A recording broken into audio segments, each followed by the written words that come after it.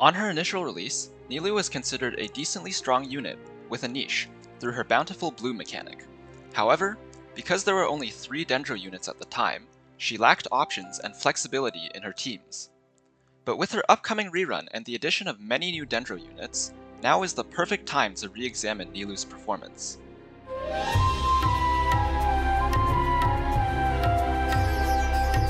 As always, if you enjoy Nilou for her voice, aesthetic, or personality, please know that these videos are not meant to discourage you from spending your Primogems. Instead, they aim to prepare you for the types of challenges you may encounter and help you find ways to meet your gameplay expectations. Nilou's kit is truly unique, revolving primarily around her Ascension passives and elemental skill. When Nilou uses her elemental skill, she enters the pirouette state for 10 seconds, changing her normal attack and subsequent elemental skill uses. From here, she can choose to follow through with 3 attacks from either the Sword Dance or Whirling Steps stances, all of which deal Hydro damage based on Nilou's max HP.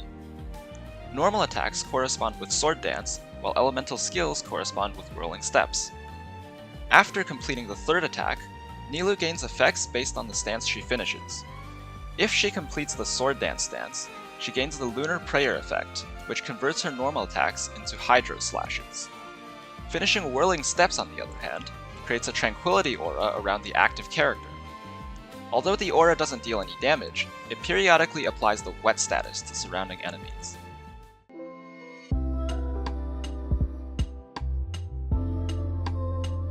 Nilou's Elemental Burst deals AoE Hydro damage based on her max HP and leaves a lingering Aeon effect on enemies.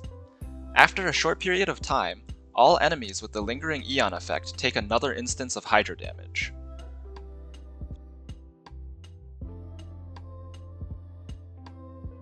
When Nilou enters any stance from her elemental skill, she will activate her Ascension passives if her team consists of only Dendro and Hydro units with at least 1 Dendro unit. Her first Ascension passive, Court of Dancing Petals, converts all of the team's bloom reactions into bountiful blooms, which explode in 0.4 seconds instead of the usual 5 seconds, and have an AoE of 6.5 meters instead of the usual 5 meters. Here! Yeah!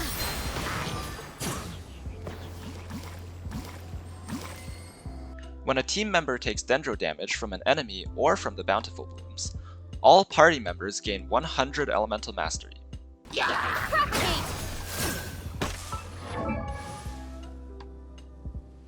Nilou's 4th Ascension passive, Dreamy Dance of Eons, builds on this and grants bloom damage bonus based on her max HP up to a maximum of 400% at 75,000 HP. If the team conditions of Dendro and Hydro are not met, none of the effects are activated. Nilou's kit is heavily focused around the bloom reaction, so it's not recommended to use her outside of bloom teams since she doesn't offer any unique advantages over other Hydro characters outside of them. As a result, her talent damage is much lower priority compared to her bountiful bloom buff and personal bloom damage. Looking for trouble? Everyone hold hands!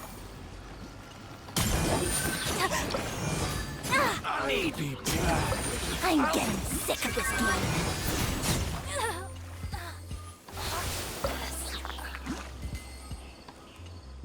For optimal performance, Nilou should be built with HP % main stats and Elemental Mastery substats, with the intent to maximize her HP. It's especially important to level her to level 90, not only to increase her base HP, but also for the base damage increase to her own blooms. While crit substats can be obtained, they're insignificant for her performance. Her energy recharge is also not a major concern, as maximizing her HP should be the #1 priority. It's best to use her burst every other rotation as a result.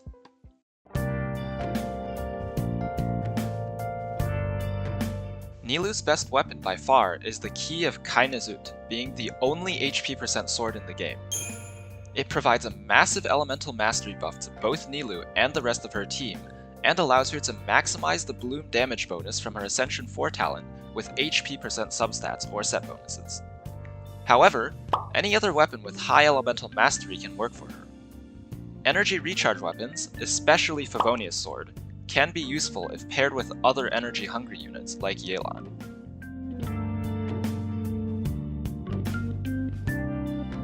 For artifacts, 2-piece Tenacity of the Millilith, along with either 2-piece Vorukasha's Glow or 2-piece Elemental Mastery sets, provide the best performance for Nilou.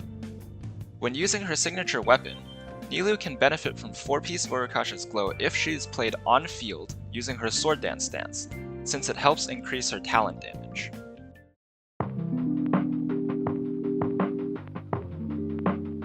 Since Nilou's team comps are very unique, it's important to gear her teammates accordingly. While Nilou can hold the 4-piece Deepwood set, her Tranquility Aura cannot apply the Res Shred from the 4-piece bonus. As a result, it's better for a Dendro unit to hold the set, since many of them can trigger the set bonus more frequently to increase its uptime. Moreover, many of Nilou's teammates who normally have more conventional builds may benefit from using EM gear, as most of the team's damage comes from blooms rather than talent damage. Units such as Xingqiu, Yelan, and Kokomi may opt for EM gear to maximize their bloom damage potential, especially if they trigger a larger percentage of the team's overall blooms. Nilou's teams consist of only Dendro and Hydro units in order to activate her Ascension passives.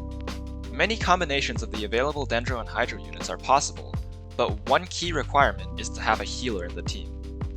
Because of the rapid high damage blooms and their increased AoE, self-damage is a significant threat to Nilou team's survivability. Healers like Kokomi, Barbara, and Yao Yao are all viable options to fulfill this role and ensure the team's survivability. Other than that, Nilou has many options with two main requirements: consistent Dendro and Hydro application. Generally, combining an on-field and off-field unit with strong application works best. For example, Kokomi and Nahida, Yao Yao and Xingqiu, or Barbara and Dendro Traveler make good pairs. Nilou can use either of her stances, but the Whirling Steps Tranquility Aura is more versatile, as it allows for more consistent Hydro application while allowing other units to take field time. For Dendro teammates, Nahida is an excellent off-field Dendro unit due to her Dendro application, EM buff, and off-field damage. Dendro Traveler and Kale can also provide decent Dendro application off-field.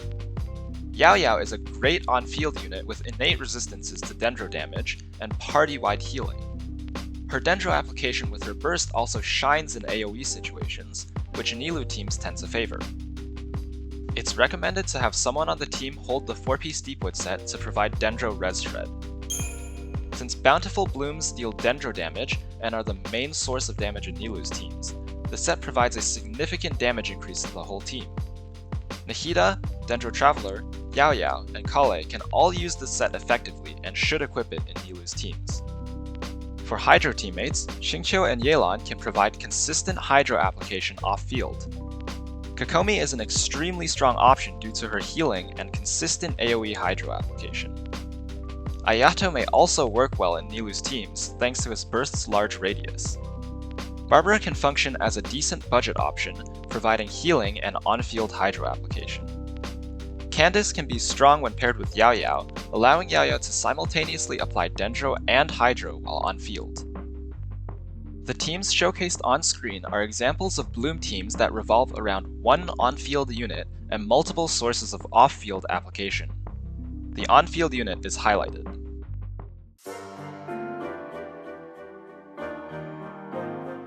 Most of Nilou's constellations improve her talents and personal offensive stats, which makes them generally low value. While some constellations can be strong, they are not necessary for Nilou to perform well. Her C1 increases the damage dealt by her third Sword Dance attack, as well as extending the duration of her Tranquility Aura. This is a small but nice addition to Nilou's off-field Hydro application. Her C2 provides a large source of Hydro and Dendro Res Shred. Hydro Res Shred is very rare in Nilou teams, so it can greatly increase the damage dealt by units like Xingqiu and Yelan. The Dendro Res Shred is also highly valued, since a majority of Nilou teams' damage comes from bloom damage. For most teams, this is Nilou's strongest constellation. Keep in mind that Nilou's Ascension passives must be activated for this constellation to work.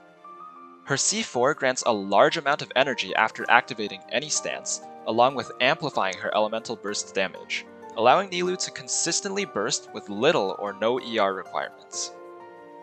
Her C6 makes the Sword Dance stance more viable by giving her a large amount of crit stats while still allowing players to fully invest into her HP. However, her Sword Dance attacks damage still pale in comparison to the damage dealt by Bloom in her teams.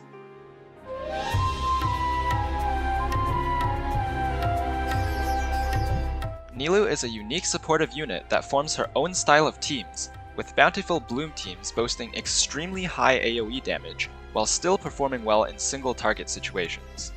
This is noteworthy since very few units and teams that are AoE focused can also perform in single target damage. However, her Dendro and Hydro team restrictions can be challenging, especially without key units such as Nahida, Kokomi, and Yaoyao. While the release of new Dendro units like Baizhu and Kave can help mitigate this restriction, Nilou will always remain less flexible than most other units. If you're interested in creating a unique, high AoE damage team, then Nilou may be a good choice. However, if you lack many of her key units, it may be more worthwhile to acquire those units first before investing Primogems on Nilou. Pretty amazing, huh? Nilou! Thank you for watching Kachingmain's Theorycrafting staff's thoughts on Nilou and what we think you should know before you wish for her. If you think we've missed anything, or have any questions, feel free to ask them in the comments below where we will do our best to answer. Also, be sure to check out our Nilou quick guide linked in the description if you are looking for a convenient written resource for the details in this video.